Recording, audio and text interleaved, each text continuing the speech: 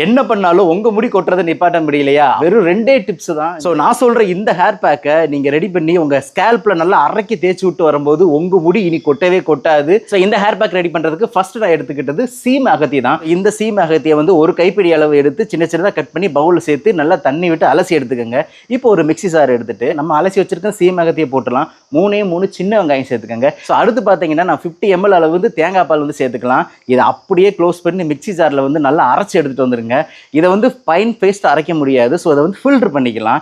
Filter பண்ணிவிட்டு ஒரு cotton sponge எடுத்துக்கோங்க. அந்த ஸ்பான்ச் எடுத்து உங்கள் ஸ்கேல்ப் ஃபுல்லாக அப்ளை பண்ணிவிட்டு நல்லா மசாஜ் பண்ணிடுங்க. ஒரு ஃபியூ மினிட்ஸ் கழிச்சு நீங்கள் வந்து நல்ல ஒரு மைல்டு ஷாம்பு யூஸ் பண்ணி ஹேரை வாஷ் பண்ணிட்டு வாங்க.